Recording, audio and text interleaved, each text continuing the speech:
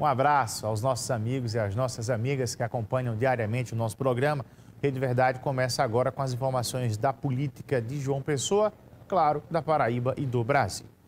Olha, após um susto, a senadora Daniela Ribeiro foi levada para o Hospital de Trauma em João Pessoa, após sofrer um acidente doméstico. Ela bateu com a cabeça e passou por exames. Ela está consciente e orientada e recebeu alta, inclusive aproveitou para fazer um agradecimento aos profissionais do SAMU de João Pessoa e também aos médicos que auxiliaram ela após essa queda. Segundo ela, teve uma queda de pressão, acabou passando mal, caiu dentro do banheiro e, em razão disso, acabou tendo esse corte na cabeça, já foi liberada e segue a agenda normal. Eu vou a Brasília porque Napoleão de Castro diariamente acompanha o dia a dia do poder, a agenda dos políticos da Paraíba lá em Brasília. Boa tarde, Napoleão. Excelente semana para todos nós. Cumprimentos a você, muito boa tarde ao nosso telespectador, a equipe do Rede Verdade voltando de Brasília para levar as informações, os bastidores, os temas mais importantes que a gente está acompanhando no Congresso no dia de hoje.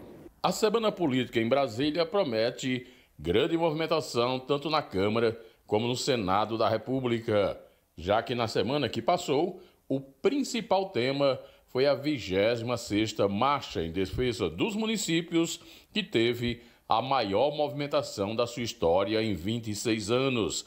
Aliás, sobre o tema, o senador Efraim Filho, do nosso estado, assim comentou. Semana de agenda intensa, né? O gabinete foi o mais animado, mais visitado, uma efervescência de articulação política que é própria, né, da cultura do nosso povo. Então, o gabinete foi, sem dúvida nenhuma, o ponto de encontro da política paraibana em Brasília. E muitos recursos, ações, investimentos destinados para que os municípios possam crescer, atender a melhorar a vida de quem mais precisa, na hora que mais precisa, recursos de saúde, educação, infraestrutura, abastecimento de água, né, maquinários agrícolas, tudo isso nas prioridades, e que a gente possa usar o nosso espaço de poder que a gente ocupa para reverter isso em benefício das pessoas e dos municípios paraibanos e seus serviços públicos colocados à disposição do cidadão, da cidadã paraibana. As informações de Brasília, do Senado da República, para o Rede Verdade, Napoleão de Castro. Obrigado, Napoleão, com as suas informações de Brasília. O mercado imobiliário tem crescido na Paraíba e hoje é uma realidade com respeito a nível de Brasil. Por essa razão, aconteceu agora há pouco a iniciativa do Cresce, que é o famoso 360 graus. O Washington Luiz acompanhou e conta os detalhes. O mercado imobiliário tem crescido fortemente nos últimos anos na Paraíba.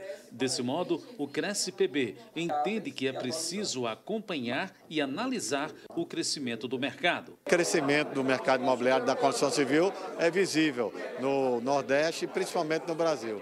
João Pessoa é uma bola da vez, mas a gente tem que ter cuidado. Quais são os cuidados? Na hora de dizer que o metro quadrado subiu, na hora de você dizer que o aluguel subiu, então o índice Cresce 360 graus, ele vai trazer a estatística de todo o mercado imobiliário, de toda a cadeia produtiva da construção civil, onde construtores imobiliários, corretores de imóveis e todo o mercado vai ter acesso mensalmente desses índices, com segurança jurídica, com estatística, com verdadeira segurança para você que vai comprar o imóvel e para quem está no mercado, seja construtor, seja o corretor, para que ele possa desempenhar o seu trabalho com eficiência nos 33 nichos de mercado para que o consumidor final seja prestigiado. Sempre com base nos dados sólidos e confiáveis, o índice do Cresce 360 surge com o objetivo de levantar dados estatísticos sobre o mercado imobiliário. A pesquisa Índice 360 graus ela é muito importante. Por quê? Porque o mercado imobiliário ele tem crescido muito nos últimos anos. A gente vê que muitos empreendimentos têm sido construídos em João Pessoa, mas a gente não tinha números que quantificassem e mensurassem esse mercado. Então a pesquisa Índice Cresce 360 ela mapeia esses números e nos diz exatamente onde é que estão as vendas, né? Onde é que estão as ofertas? Qual é a tipologia desses empreendimentos que estão sendo ofertados, que estão sendo vendidos? Então, a gente consegue mensurar, por exemplo, o VGV, o valor global de vendas, e aí a gente consegue entender como é que estão essas tipologias, consegue mensurar, consegue planejar. Então, a gente vai entender, a princípio, esses 3 primeiros meses, janeiro, fevereiro e março, mas depois a gente vai ter um planejamento anual. A disponibilidade no crescimento e informações importantes e seguras contribui para que os veículos de comunicação possam trazer informação segura sobre a questão imobiliária. O Sistema Arapuã, ele se faz presente aqui porque quer participar de todas as decisões que levam a informação concreta, com seriedade, com credibilidade, que faz o desenvolvimento econômico sustentável aqui da Paraíba, de João Pessoa. Então, esse índice que vem trazendo aqui para o mercado imobiliário, a gente entende que é um índice que vai respeitar e dar direção ao profissional do mercado imobiliário, aos construtores, aos incorporadores e aos investidores. Então, a gente vai ter uma direção, um posicionamento e saber qual caminho tomar em relação a isso aí. A pesquisa Índice Cresce 360 se utiliza de metodologia de pesquisa quantitativa através de painéis que podem contribuir ainda mais para aumentar o nível tanto de competitividade, bem como o setor imobiliário que tem crescido no estado. A construção civil hoje, o Cresce, os corretores de imóvel fazem parte dessa cadeia. Ela representa 40% do PIB industrial da Paraíba, então tem sido muito determinante a nossa participação e de um PIB que é destaque no Brasil todo. A Paraíba cresceu 6,8% o PIB, enquanto o PIB nacional foi 3,3%. Então a Paraíba toda passa por um momento muito alvissareiro, de muita pujança, e a construção civil tem sido um ator determinante nesse desenvolvimento que a Paraíba atravessa. Essa é uma ferramenta importante para dar um diagnóstico diferenciado a quem investe em Cabedelo e João Pessoa, e a grande oportunidade, principalmente para aquele usuário que precisa de uma boa informação. Washington Luiz trazendo essas informações agora para o nosso programa. Agora há pouco, o governador João Azevedo lançou o programa Amanhã Digital, com foco em inovação tecnológica nas escolas estaduais da Paraíba.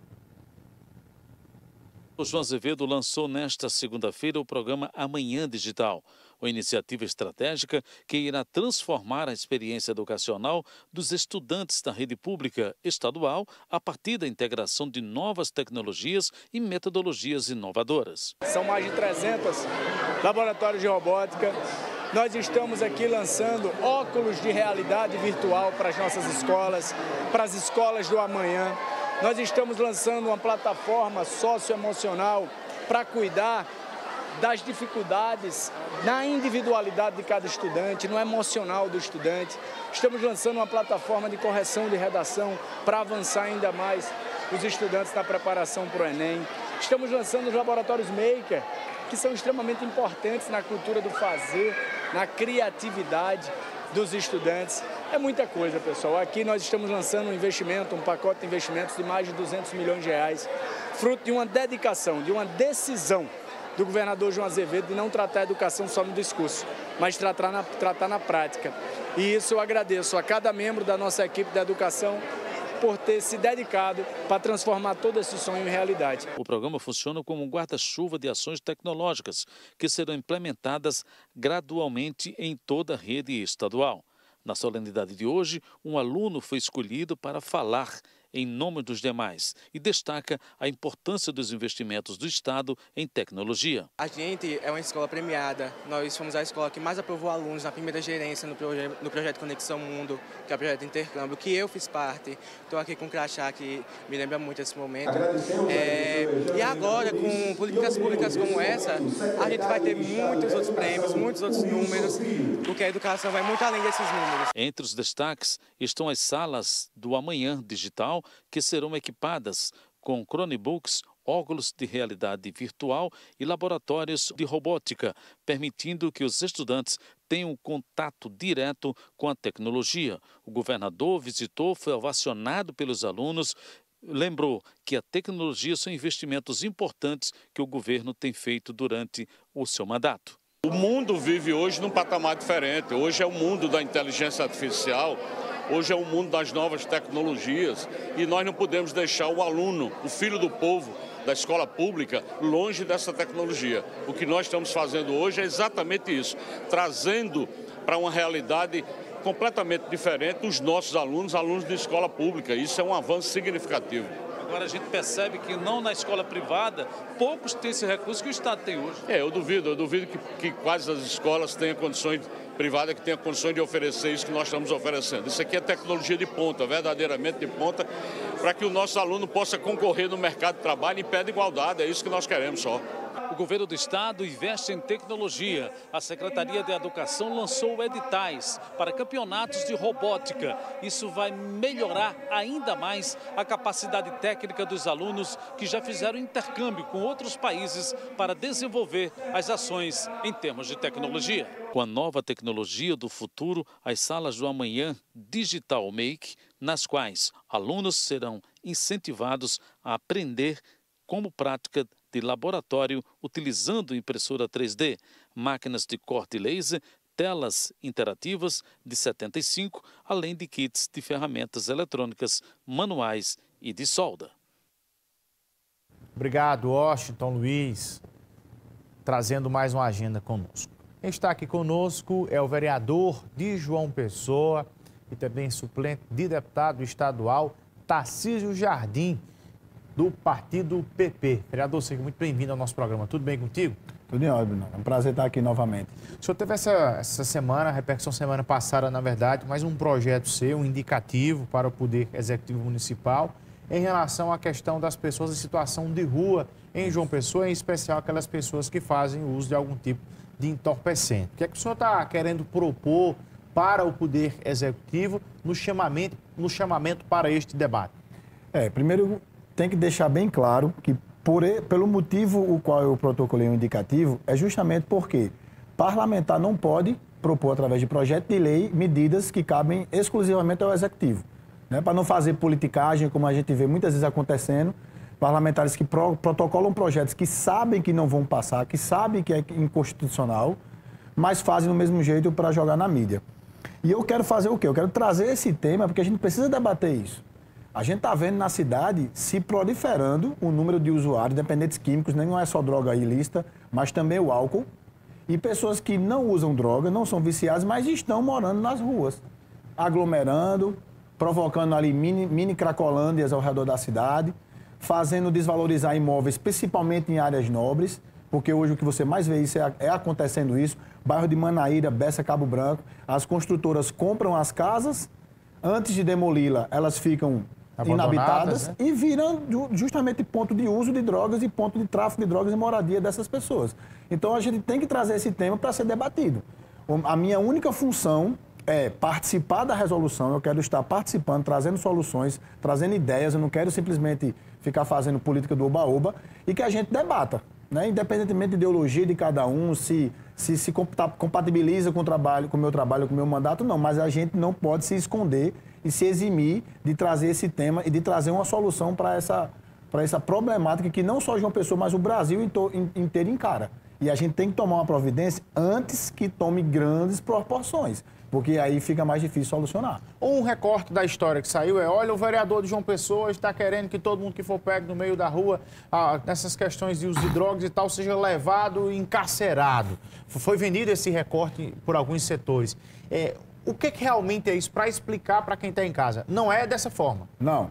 Na verdade, ninguém pode internar uma pessoa sem que haja decisão judicial e os laudos que determinem isso, que fique bem claro.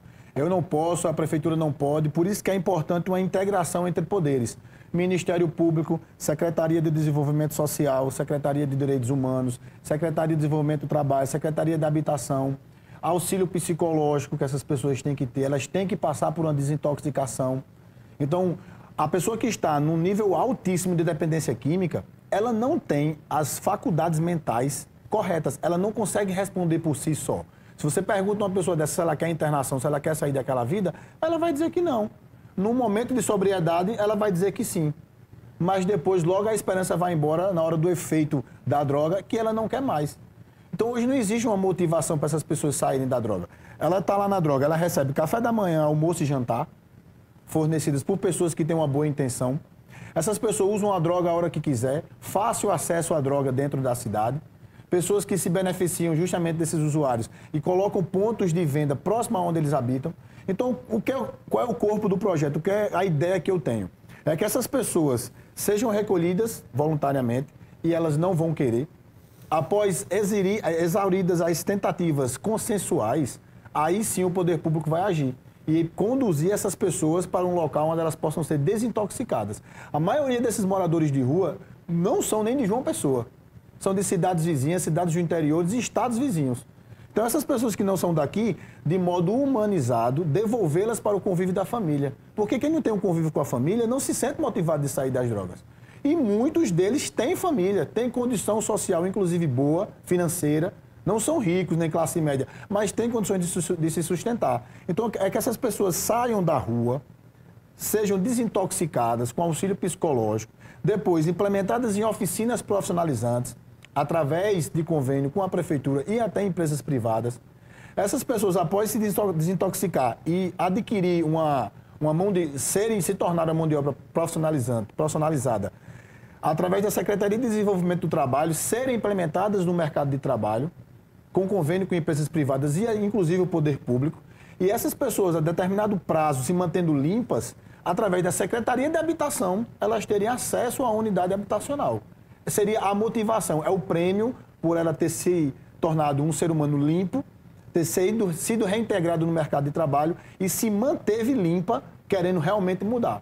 Então, a gente tem aí a prefeitura com um trabalho habitacional gigantesco, são milhares de unidades sendo construídas. Eu acho que essas pessoas poderiam ser contempladas, desde que preenchessem os requisitos. A gente não pode entregar a habitação agora para um viciado que não tem como pagar água, energia e, inclusive, provavelmente deve vender a habitação para usar o dinheiro com drogas. Para se chegar a esse ponto de condução, como o senhor bem falou, que é toda uma etapa, a condução seria a última etapa dessa tarefa. Isso. Então, é sinal que, do jeito que está, não está funcionando. O senhor tem ciência de que maneira o poder público está chegando hoje e onde é que o poder público está pecando para chegar a essa situação que o senhor está propondo? Exatamente, a gente tem que efetivar as ações. Isso aqui não seria algo inédito. A gente já tem cidades como Florianópolis, como Blumenau, Balneário Camboriú, que isso já é uma política existente. A prefeitura já faz esse tipo de política. Lá existe a máxima de que é proibida a permanência de pessoas em situação de rua nessas cidades. E o poder público, ele dá toda a assistência para que essas pessoas sejam conduzidas a sair do vício. Então, a prefeitura, ela tem toda essa estrutura. O Poder Executivo Municipal e Estadual tem toda essa estrutura. Nós temos profissionais da psicologia, nós temos nutricionistas, nós temos prédios públicos para alocar essas pessoas como alojamento. Isso é uma coisa que você resolve rapidamente.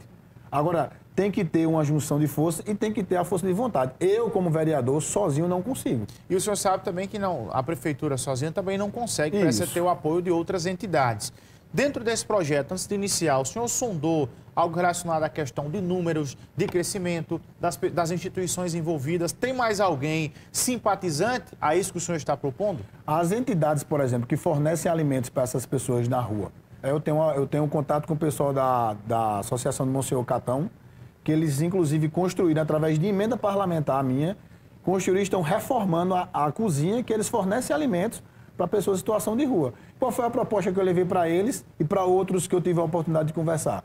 Que esses alimentos que são doados de modo voluntário sejam doados em unidades, em ambientes controlados, para que essas pessoas estejam passando por um processo de desintoxicação e só vão ter acesso ao alimento as que se dispuserem realmente a querer mudar de vida. Porque a gente não pode estar incentivando essas pessoas a estarem na rua, se alimentando, usando drogas, sem nenhum tipo de controle, sem nenhum tipo de regra, e isso aí se proliferando. Então, acesso aos números eu ainda não tenho, mas a gente já está num processo de estudo avançado. Coloquei praticamente uma força-tarefa para a gente fazer esse trabalho. Eu estou indo na rua, pessoalmente, não divulguei esse material ainda, mas logo vai ser divulgado. Estou indo conversar com essas pessoas, bem de boa mesmo, assim como a gente pode falar, de modo humanitário, para saber quais são as problemáticas maiores. E eu me voluntario junto à prefeitura para que a gente possa tomar decisões, criar locais. Já sei que existe, mas se essas pessoas do dia para a noite decidirem se internar, a gente não vai ter lugar para segurar todo mundo. Que eu acho que é quase impossível essas pessoas decidirem se internar. Então Mas não foi discutido ainda com a Secretaria de Saúde? Isso, não. Se colocando na discussão para tentar construir um texto junto. Exatamente. Né? Já tinha levado esse tema para o prefeito. Quando estava naquelas discussões, se eu assumiria a Secretaria do Município de Segurança ou não, esse era um dos planos que eu tinha para executar, caso tivesse sido nomeado secretário, trazer esse plano de contingência. Então a gente tem como fazer. E a gente tem como pegar exemplos de cidades que já estão fazendo. Um dos maiores exemplos disso, como eu já citei, é Florianópolis. Olha, rápido intervalo comercial de 1 minuto, a gente segue com a conversa com o vereador de João Pessoa, Tarcísio Jardim, daqui a pouco falando com ele sobre política.